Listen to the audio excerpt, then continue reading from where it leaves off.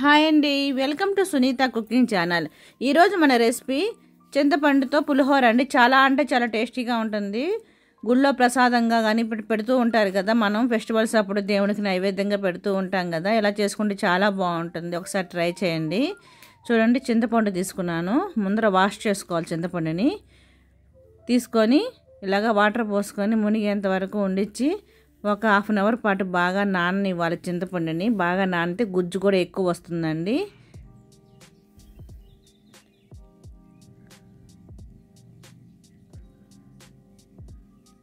నేను ఒక half an hour పాటు నానబెట్టానండి.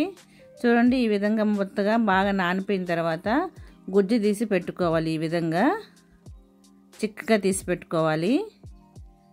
దీనికి కావాల్సింది ఇంగువ కావాలండి. ఒక 7-8 ఎండుమిరపకాయలు, కరివేపాకు, పసుపు, కొంచెం బెల్లం అండి. చూడండి, వీడియోలో చూపించాను కదా, అంతే బెల్లం వేసుకుంటే బెల్లం వల్ల చాలా టేస్ట్ వస్తుంది. మిరియాల పొడి అండి, ఆవాలు, ఇవి కండి కావలసిన పదార్థాలు.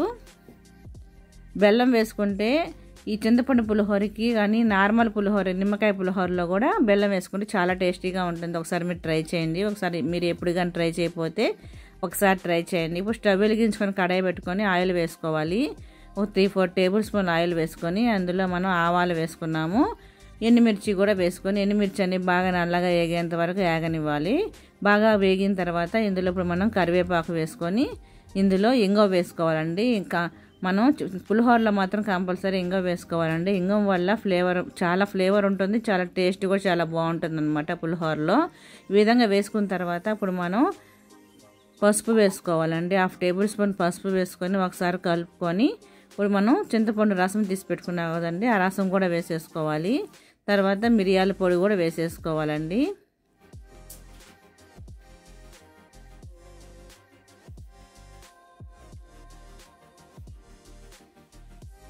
వేసుకొని ఇప్పుడు మనం రుచికి సరిపడా సాల్ట్ కూడా వేసుకొని మొత్తం ఒకసారి బాగా కలుపుకోవాలి.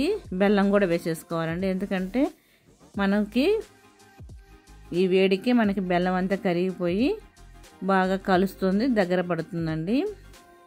చూడండి, ఈ విధంగా మొత్తం బాగా మిక్స్ చేసుకొని మూత పెట్టి కలుపుతూ ఉండాలి మధ్య మధ్యలో, ఎందుకంటే అడుగంటకుండా ఉంటుంది కదా, అందుకని చూసుకుంటూ ఉండాలి. ఈ మిరపకాయలలో కూడా ఈ రసం బాగా దిగి చాలా టేస్టీగా ఉంటాయండి. చూడండి, ఈ విధంగా బాగా దగ్గర పడేంత వరకు ఆయిల్ దగ్గర పడి ఆయిల్ బాగా పైకి తేలేంత వరకు మనం ఉడకనివ్వాలన్నమాట చింతపండు రసాన్ని. చూడండి, ఈ విధంగా ఉడికితే సరిపోతుంది. ఇప్పుడు స్టవ్ ఆపేసి దీన్ని పూర్తిగా చల్లారించిన తర్వాత ఒక బౌల్లోకి తీసుకోవాలి.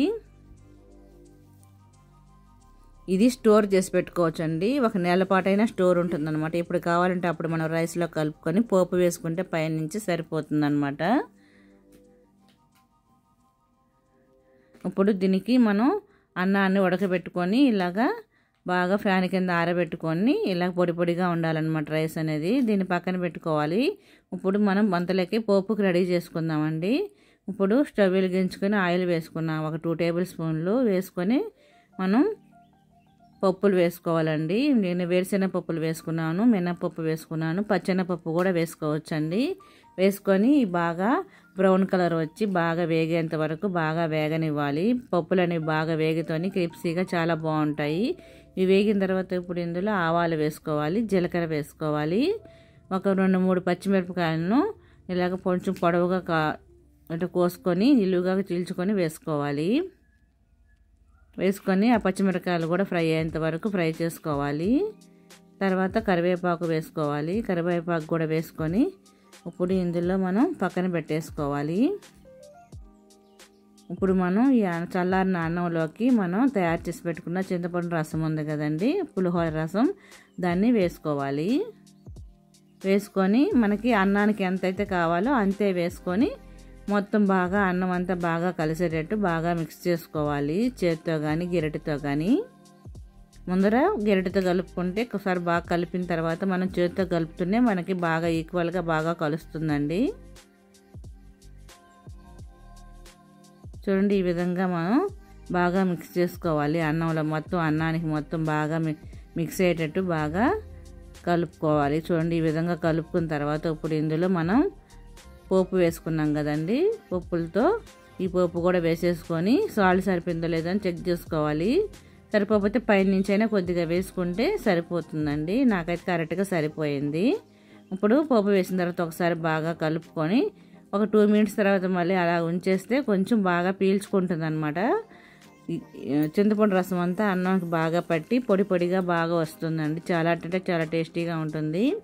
ప్రసాదంగా కానీ ఇప్పుడు పండగలు వస్తున్నాయి కదండి, శ్రావణ మాసం శుక్రవారం అప్పుడు అమ్మవారికి నైవేద్యంగా పెట్టవచ్చు. చాలా టేస్టీగా ఉంటుంది. పండగలు అప్పుడు చేసుకోవచ్చు. గుళ్ళో నైవేద్యంగా పెడుతూ ఉంటారు కదా. తప్పకుండా మీరు ట్రై చేసి ఈ వీడియో కనుక మీకు నచ్చినట్లయితే ఒక లైక్ చేయండి, షేర్ చేయండి, సబ్స్క్రైబ్ చేయండి. Thank you for watching friends. Please subscribe my channel.